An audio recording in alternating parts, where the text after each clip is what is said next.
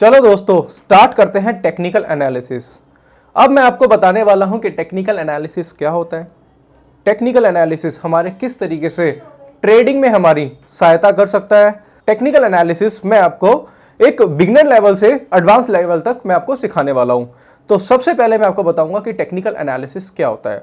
दोस्तों technical analysis का अगर मैं आपको एग्जांपल देना चाहूं तो सबसे पहले मैं आपको एग्जांपल देना चाहूंगा कि टेक्निकल एनालिस्ट कोई भी हो सकता है। एग्जाम्पल के तौर पे एक फार्मर भी टेक्निकल एनालिस्ट है। एग्जाम्पल के तौर पे मैं अगर आपको बाहर ले जाऊं और आपको बोलूं कि बादल को देखो और बताओ कि बारिश होगी या नहीं होगी, तो आप क्या करेंगे? बादल को देखेंगे, बादल अगर छाए होंगे तो आप बताएंगे बारिश होगी, बादल नहीं छाए होंगे तो आप बोलोगे बारिश नहीं होगी।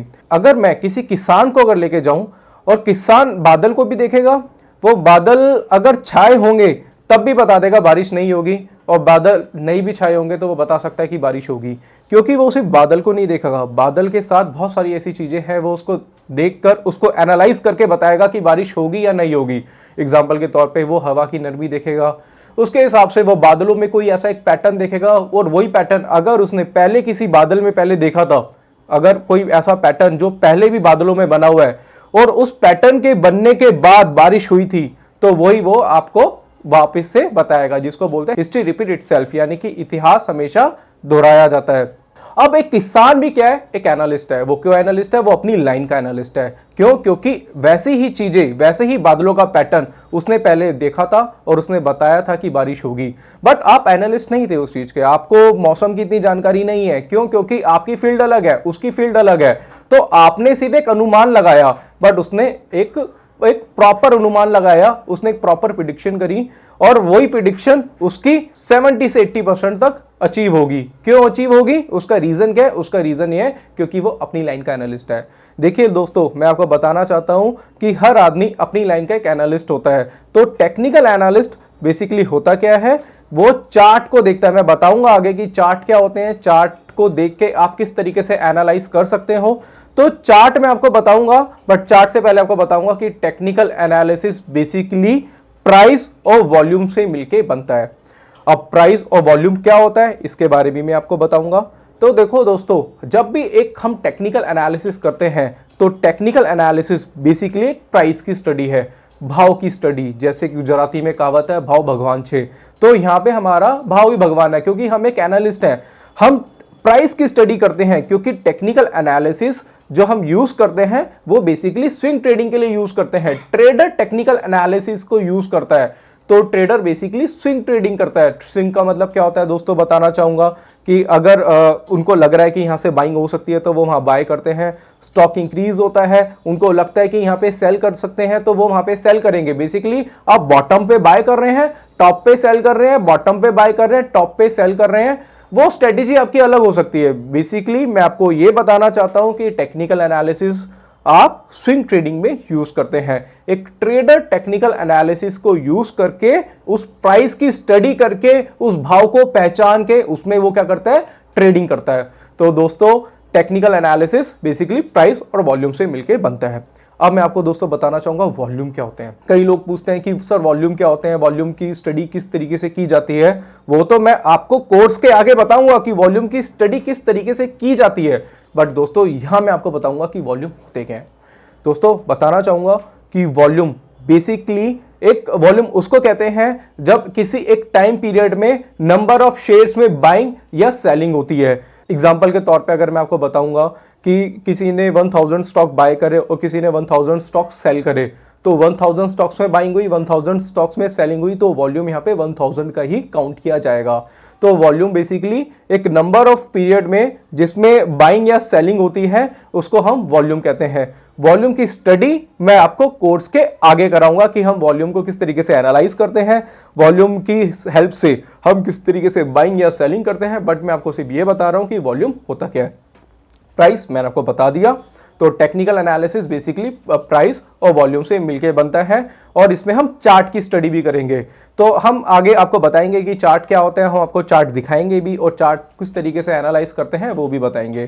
तो दोस्तों स्टार्ट करते हैं टेक्निकल एनालिसिस के साथ। तो मैं आगे बढ़ता हूं। जैसे कि आप देख रहे हैं स्टॉक एनालिसिस, दो तरीके होते हैं दोस्तों स्टॉक एनालिसिस करने के।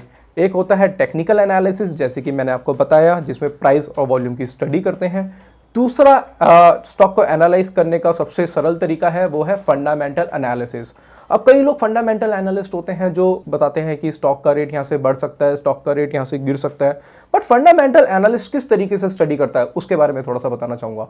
दोस्तों, फंडामेंटल जो एनालिस्ट होता है वो कंपनी की स्टडी करता है और टेक्निकल एनालिस्ट क्या करता है, वो प्राइस की स्टडी करता है। इसको दोबारा से सुनिए दोस्तों, फंडामेंटल एनालिस्ट कंपनी की स्टडी करता है और टेक्निकल एनालिस्ट प्राइस की स्टडी करता है। फंडामेंटल एनालिस्ट कंपनी की स्टडी करके बताता है कि इस कंपनी का जो शेयर है आने वाले टाइम पे कितना बढ़ सकता है या ये किस कंपनी का शेयर आने वाले टाइम पे कितना गिर सकता है। अब होता क्या है कि फंडामेंटल एनालिस्ट किस तरीके से स्टडी करता है, वो कंपनी की बैलेंस शीट देखता है, उसकी लॉस प्रॉफिट शीट देखता है, बहुत सारे ऐसे डेटाज होते हैं, उस डेटा की स्टडी करके बताता है कि कंपनी का जो कंपनी है इसका प्राइस आने वाले टाइम पे कितना जा सकता है। वो चाहे साल के लिए हो, चाहे 2 साल के लिए हो, 3 साल के हो या चाहे 4 दिन के लिए हो।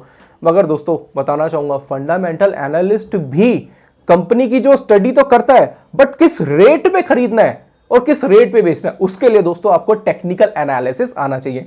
अगर आप फंडामेंटल एनालिस्ट हैं और उसके आप फंडामेंटल रिसर्च भी कर रहे हैं, बट उसके लिए भी किस प्राइस पे खरीदे।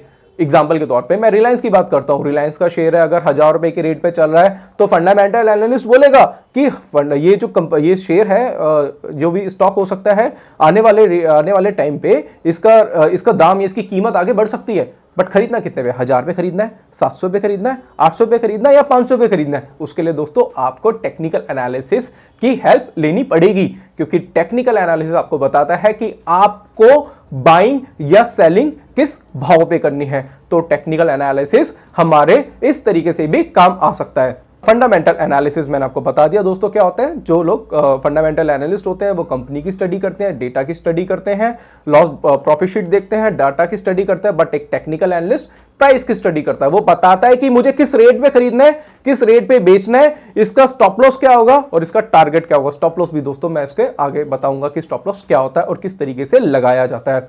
तो दोस्तों हम आगे बढ़ते हैं इसमें। अब benefit of technical analysis, benefits क्या है इसके। अब टेक्निकल एनालिसिस आप सीख रहे हैं, बट इसके बेनिफिट्स आपको पता होने चाहिए। हाउ टू सिलेक्ट स्टॉक और कमोडिटी फॉर ट्रेडिंग, कि आप किस तरीके से स्टॉक्स को या कमोडिटीज को चूज कर सकते हैं। अब सबसे बड़ी बात है, सबसे बड़ी प्रॉब्लम क्या आती है ट्रेडर के साथ, सबसे बड़ी प्रॉब्लम ट्रेडर के साथ दोस्तों ये आती है, उनको ये नहीं पता होता कि मैं कौन से स्टॉक में बाइंग या सेलिंग करूं। मुझे टेक्निकल एनालिसिस आता है, मुझे टेक्निकल आता है, मुझे फंडामेंटल आता है, बट मुझे ये नहीं पता कि स्टॉक का सिलेक्शन किस तरीके से करना है। तो दोस्तों इस कोर्स में हम आपको ये भी बताएंगे कि आपको स्टॉक का सिलेक्शन किस तरीके से करना है, चाहे वो कमोडिटी हो, चाहे वो इक्विटी मार्केट हो, चाहे वो फॉरेक्स मार्केट हो, चाहे वो कॉमेक्स मार्केट हो, चाहे वो बिटकॉइन क्रिप्टो करेंसी हो, उसमें भी दोस्तों टेक्निकल एनालिसिस का यूज होता है। तो दोस्तों इस कोर्स का बेनिफिट आपको यह मिलेगा कि मैं आपको यह भी बताऊंगा आने वाले टाइम पे कि आपको अपने स्टॉक का सिलेक्शन किस तरीके से करना है।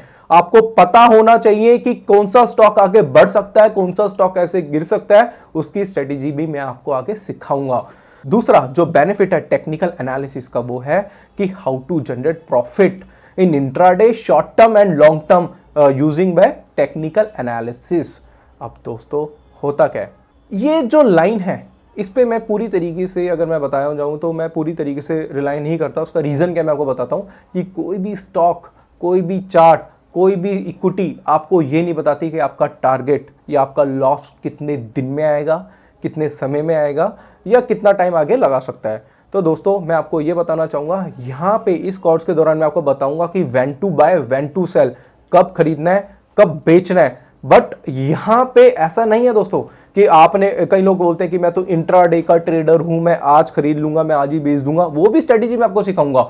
मगर मैं एक्चुअल में इस कोर्स के दौरान आपको यह बताना चाहूंगा कि अगर आपने कोई भी स्टॉक 300 रुपए पे खरीदा है तो वो 330 रुपए यानी कि 330 का रेट जब होगा तो वो जो 330 का रेट तो आपको पता चल जाएगा ये आने वाला है, बट कितने टाइम पे आएगा वो दोस्तों कोई भी नहीं बता सकता। वो आने को आज भी आ सकता है, वो आने को कल भी आ सकता है, वो 4 दिन भी लगा सकता है। ये यहां जो लिखा हुआ है कि इंट्राडे, लॉन्ग टर्म और short term, long term short term दोस्तों कुछ नहीं होते। मैं आपको बताना चाहूंगा, बस आपको यह पता होना चाहिए कि जिस रेट में मैं खरीद रहा हूं उसका टारगेट क्या होगा आने वाले टाइम, चाहे 2 दिन ले, चाहे 4 दिन ले, चाहे 6 दिन ले। वो बेसिकली क्या होता है कि वो बेसिकली होता है क्या दोस्तों, वो आप जब टेक्निकल एनालिसिस सीखते रहेंगे, करते रहेंगे ट्रेडिंग, तो उसके बाद आपको समझ में आ जाएंगी।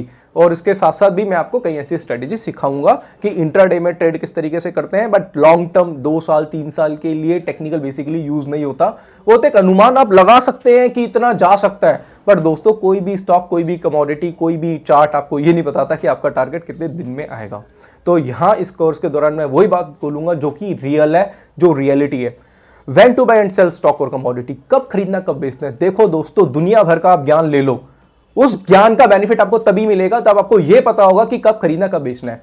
जब तक आपको दोस्तों यही नहीं पता मुझे कब खरीदना है, कब बेचना है, क्या स्टॉप लॉस होगा, क्या टारगेट होगा, कोई एनालिसिस का, किसी भी ज्ञान का फायदा नहीं है। इस कोर्स के दौरान मैं आपको बताऊंगा कि कब खरीदना है, कब बेचना है, कब टारगेट है, क्या स्टॉप लॉस है, और उसके साथ साथ आपको यह भी बताऊंगा कि टेक्निकल एनालिसिस में किस तरीके से साइकोलॉजी भी काम करती है। यानी कि मैं आपको एक चीज और बताना चाहता हूं दोस्तों, टेक्निकल एनालिसिस में आप प्राइस और वॉल्यूम की स्टडी तो करते हैं, बट इसके साथ साथ साइकोलॉजी भी पढ़ते हैं, वो मनोविज्ञान भी मैं आपको सिखाऊंगा। इसमें डिमांड सप्लाई भी होती है, वो भी दोस्तों मैं आगे सिखाऊंगा, but step by step. Trend identification, अब सबसे बड़ी बात है ट्रेंड आइडेंटिफिकेशन क्या होती है। अब 3 तरीके के ट्रेंड होता है, अप ट्रेंड, डाउन ट्रेंड और एक कंसोलिडेशन होता है। बेसिकली वो एक ट्रेंड नहीं होता बट एक कंसोलिडेशन, जब मार्केट रेंज बाउंड होती है, एक रेट पे ही चल रही होती है।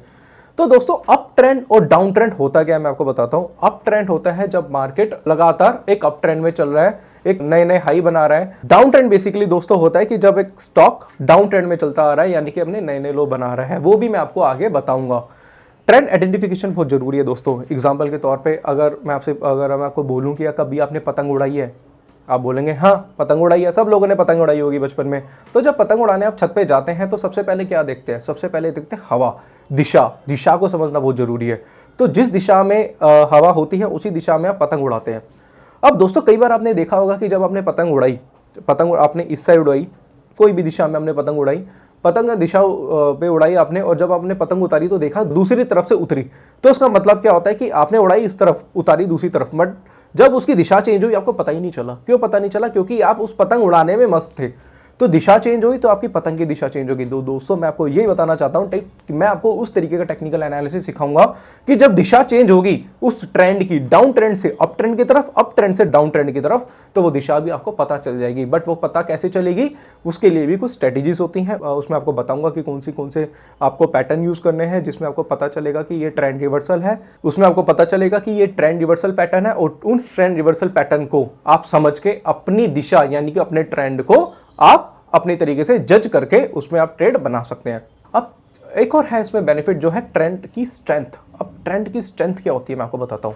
देखो यहाँ पे दोस्तों नाम लिया गया वॉल्यूम का, यहाँ पे बताया गया वॉल्यूम के बारे में। जब भी ट्रेंड की स्ट्रेंथ होती है, यानी कि एक अप ट्रेंड में चल रहा है स्टॉक, अब वो अप ट्रेंड में जब चल रहा है तो यानी कि उसमें वॉल्यूम्स ज्यादा होंगे। वॉल्यूम्स मैंने आपको बताया कि एक नंबर ऑफ पीरियड में जब उसमें क्वांटिटी ज्यादा होती है बायर या सेलर की, जब वो क्वांटिटी होगी यानी कि वॉल्यूम, ज्यादातर वॉल्यूम में लोग उस शेयर्स को खरीदेंगे, तो उसकी दिशा जो होती है यानी कि उस ट्रेंड की जो स्ट्रेंथ होती है वो बढ़ जाती है। उसी तरीके से डाउन ट्रेंड में भी अगर नेगेटिव वॉल्यूम ज्यादा है यानी कि नंबर ऑफ शेयर्स सेलिंग में ज्यादा है, तो डाउन ट्रेंड की जो स्ट्रेंथ है वो भी बढ़ जाती है। तो दोस्तों इस कोर्स में मैं आपको बताऊंगा कि स्ट्रेंथ को भी आप किस तरीके से पहचान पाएंगे। तो मैं आपको वही कराऊंगा जो कि एडवांस होगा। इसमें है how to minimise the risk. How to minimise the risk, ऐसे बीच में एक और है ओवरबॉट ओवरसोल्ड एरिया, बेसिकली आगे का पार्ट है, अभी मैं बताऊंगा तो आप कंफ्यूज हो जाएंगे। ये बेसिकली इंडिकेटर का पार्ट है। How to minimise the risk क्या है मैं आपको बताना चाहूंगा दोस्तों। How to minimise the risk का मतलब ये होता है कि अपने रिस्क को किस तरीके से मिनिमाइज करें, अपने रिस्क को कट कैसे करें। देखो दोस्तों स्टॉक मार्केट में आप काम कर रहे हैं तो स्टॉक मार्केट का काम करने का मतलब ये नहीं है कि आपको सिर्फ प्रॉफिट ही होगा। टेक्निकल एनालिसिस भी आपकी 70% तक ही काम करती है, 30% वो भी फेल होती है। बट उस 30% में जब आप फेल हुए यानी कि 10 में से 7 ट्रेड आपके सक्सेस रहे, 3 ट्रेड में आपको नुकसान हुआ, बट वो 3 ट्रेड में आपको लॉस को किस तरीके से कट करना है और प्रॉफिट को कैसे मैक्सिमाइज करना है वो हम बताएंगे। यहाँ बताया गया है कि how to minimise the risk, risk को किस तरीके से कम करना है, छोटा करना है रिस्क को। उसके लिए दोस्तों मैं आपको बताना चाहूंगा यहाँ पे कि रिस्क को मिनिमाइज करने के लिए हमेशा हम स्टॉप लॉस का यूज करते हैं। स्टॉप लॉस होता क्या है, स्टॉप लॉस के बारे में बताना चाहूंगा। स्टॉप लॉस होता है कि जब हम अपने रिस्क को मिनिमाइज करने के लिए हम बेसिकली स्टॉप लॉस का यूज करते हैं। अब दोस्तों इसका कुछ एग्जाम्पल आपको देना चाहूंगा कि स्टॉप लॉस का एग्जाम्पल क्या होता है। एक चोर है, चोरी करता है, ठीक है। चोरी करना कोई छोटा मोटा काम नहीं है। अगर मैं आपसे बोलूं कि आप चोरी करके दिखाओ तो आप भी चोरी नहीं कर पाओगे। क्यों? क्योंकि आपको नहीं आता करना, ठीक है। तो एक प्रोफेशनल चोर जो होता है वो भी एक एनालिस्ट होता है, वो अपनी लाइन का एनालिस्ट है। ठीक है, चोरी करना आसान नहीं है दोस्तों। अगर आपको बोलूं किसी की जेब काटो तो आप नहीं काट सकते, क्यों? क्योंकि आपका वो पैशन, वो आपका प्रोफेशन नहीं है, उसका वो प्रोफेशन है, क्योंकि वो करता हुआ आ रहा है उस चीज को। एक चोर जो होता है वो भी एक एनालिस्ट है। वो सबसे पहले क्या करता है, अगर उसे किसी घर में चोरी करनी है तो सबसे पहले वो रेकी करता है, उसकी रेकी करता है। पहले देखता है कितने लोग रहते हैं, कब आते हैं, कब जाते हैं, कब उसे एंट्री करनी है, और इसके साथ साथ ये भी देखता है, एनालाइज करता है कि अगर मैं इस घर में जाऊंगा तो मुझे कुछ मिलेगा भी या नहीं मिलेगा। वो सारी चीजें देखेगा ना इसमें। तो वो क्या करता है, उसके बाद वो बाहर खड़ा रहता है। अगर उसके बाद जैसे ही वो लोग बाहर, घर से बाहर निकलते हैं किसी पार्टी में, किसी मैरिज में, या वैसे ही बाहर जाते हैं, तब वो एंट्री करता है। वो एंट्री करता है, उसके बाद ये आदमी बाहर खड़ा रहता है, वो होता है स्टॉप लॉस। अगर वो लोग वापस आ जाते हैं तो वो उसे एटलीस्ट बता तो देगा। तो एक चोर जो है, पूरी एनालाइज के बाद वो क्या करा, उस घर में उसने एंट्री करी, और उस एंट्री के बाद भी उसने उस आदमी को बाहर खड़ा रखा, वो होता है स्टॉप लॉस। उसको डर था अगर ये लोग आते भी हैं तो एटलीस्ट ये मेरे को बता तो देगा। तो एक चोर भी अंदर जाने से पहले क्या करता है, पूरी एनालाइज करने के बाद भी स्टॉप लॉस लगाता है, और हम लोग स्टॉप लॉस नहीं लगाते। मार्केट में बड़े नुकसान का सबसे बड़ा कारण है स्टॉप लॉस। मार्केट में स्टॉप लॉस लगाना बहुत जरूरी है। स्टॉप लॉस बेसिकली कई लोग नहीं लगाते, उसका रीजन ये है कि स्टॉप लॉस हम लगाएंगे, स्टॉप लॉस कट जाएंगे, स्टॉप लॉस तो कट जाते हैं। तो दोस्तों मैं आपको उस तरीके का टेक्निकल एनालिसिस सिखाऊंगा जिसमें आपको ये पता चल जाएगा कि एक्चुअल स्टॉप लॉस कहां लगाना है, और कई बार आपके स्टॉप लॉस 250 पैसे 25 पैसे से भी बचेंगे, और कटेंगे स्टॉप लॉस। ऐसा नहीं है स्टॉप लॉस नहीं कटेंगे, बट मैं आपको बताऊंगा कि छोटा स्टॉप लॉस कैसे लगाना है, वो प्रॉफिट को मैक्सिमाइज या उसको राइट किस तरीके से करना है। तो दोस्तों मैं आपको ये बताना चाहूंगा कि स्टॉप लॉस बहुत जरूरी है। बिना स्टॉप लॉस के आपको कभी भी कोई ट्रेड नहीं लेना, और स्टॉप लॉस भी किस तरीके से लगाना है हम इस कोर्स में आपको बताएंगे। तो दोस्तों हम अब इसमें आगे बताएंगे आपको कि टेक्निकल एनालिसिस का यूज क्या है, व्हाट इज टेक्निकल एनालिसिस। जैसे कि आपको यही बताया कि टेक्निकल एनालिसिस बेसिकली होता क्या है कि हम क्या करते हैं, हिस्टोरिकल प्राइस देख के फ्यूचर प्रिडिक्ट करते हैं। हिस्टोरिकल प्राइस देखा हमने एक हिस्टोरिकल प्राइस देखा, उसके बाद हमने फ्यूचर प्रिडिक्ट करा। अगर मैं आपको बोलूं कि आप कभी आपने अपना हाथ दिखाया है, तो हाथ दिखाने के लिए आप क्या करेंगे, पामिस्ट के पास जाएंगे, पामिस्ट आपका हाथ देखेगा, आपकी हाथ की लकीरें देखेगा, और उसके बाद बताएगा कि आपका फ्यूचर क्या हो सकता है। तो इसी तरीके से टेक्निकल एनालिस्ट क्या करता है, वो चार्ट का इतिहास देखता है। वो इतिहास देख के बताता है कि आगे आने वाले टाइम पे एक स्टॉक का प्राइस आके बढ़ सकता है या गिर सकता है, इंक्रीज हो सकता है या डिक्रीज हो सकता है। अब उस पामिस्ट ने क्या देखा, आपकी हाथ देखा, आपकी हाथ की लकीरें देखी, वो लकीरें उसने किसी और के हाथ में भी देखी होगी, उसका फ्यूचर क्या हुआ था, तो वो फ्यूचर आपके भी होने की संभावना है। तो इसको बोलते हैं दोस्तों टेक्निकल एनालिसिस। टेक्निकल एनालिसिस क्या होता है कि आपका इतिहास देख के आपके फ्यूचर की प्रिडिक्शन करी जाती है, कंफर्मेशन नहीं दी जाती बट प्रिडिक्शन करी जाती है, और वो प्रिडिक्शन 70 से 80% तक सक्सेस भी होती है। Technical analysis can help investor anticipate what is likely to happen in coming days, weeks और मंथ। बट इस लाइन को भी मैं बताना चाहूंगा दोस्तों कि टेक्निकल एनालिसिस इन्वेस्टर की हेल्प या ट्रेडर की हेल्प तो करता है कि आने वाले टाइम पे क्या होने वाला है, रेट बढ़ सकता है या गिर सकता है, कितना ऊपर जा सकता है, कितना नीचे आ सकता है, बट वो ये नहीं बताता कि कितने दिनों में, कितने हफ्तों में और कितने महीनों में। तो यहाँ पे भी मैं इस जो लाइन है इसको मैं नहीं मानता, क्योंकि देखो दोस्तों मेरे को भी काम करते हुए काफ़ी टाइम हो गया है, और मैंने देखा है कि टारगेट कभी भी आ जाते हैं। कोई भी चार्ट आपको ये नहीं बताता कि आपका टारगेट कितने दिनों में आएगा। तो दोस्तों अब हम आगे बढ़ते हैं और भी चीज़ें बताते हैं कि इंपॉर्टेंस इन टेक्निकल एनालिसिस के बारे में, कि टेक्निकल एनालिसिस एप्लीकेबल होता है स्टॉक्स में, कमोडिटी में, फ्यूचर में, इंडेक्स में, और कोई भी ट्रेडेबल इंस्ट्रूमेंट। जैसे मैंने आपको बताया कि आप इक्विटी मार्केट में काम कर सकते हैं, आप कमोडिटी मार्केट में काम कर सकते हैं, आप कॉमेक्स, आप क्रिप्टो करेंसी, आप करेंसी में भी काम कर सकते हैं। पर दोस्तों आपके पास होना क्या चाहिए, उसके लिए आपके पास होना चाहिए चार्ट। चार्ट बनता है प्राइस और वॉल्यूम से मिलके, और जब तक आपके पास चार्ट अवेलेबल नहीं होगा तो दोस्तों आप टेक्निकल एनालिसिस नहीं कर सकते, जब तक आपके पास इतिहास ही नहीं है उस चीज़ का। एग्जांपल के तौर पे अगर आप मेरे से पहली बार मिले हैं, फर्स्ट टाइम जब आप मेरे से मिलेंगे, तो आप मेरे से फर्स्ट टाइम मिले हैं, बट आप मेरे नेचर को नहीं जज कर सकते। क्यों नहीं कर सकते, क्योंकि आप मेरे से फर्स्ट टाइम मिले हैं।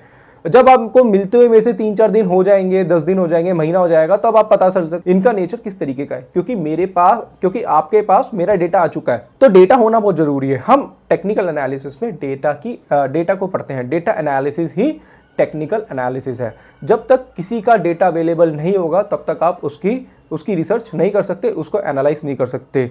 तो यहाँ पे दोस्तों मैं आपको ये बताना चाहूँगा, आप चाहे किसी भी मार्केट में काम करें, उसका डेटा आपके पास होना बहुत ज़रूरी है। जब तक डेटा नहीं होगा तब तक एनालाइज नहीं कर सकते। तो यहाँ पे ये भी बताया गया दोस्तों कि आप टेक्निकल एनालिसिस को कितने टाइम फ्रेम में यूज़ कर सकते हैं। तो दोस्तों टाइम फ्रेम की बात हम तब करेंगे जब हम थोड़ा सा आगे बढ़ेंगे, जब मैं आपको कैंडलस्टिक के बारे में बताऊंगा, तब मैं आपको बताऊंगा कि टाइम फ्रेम का यूज़ किस तरीके से किया जाता है।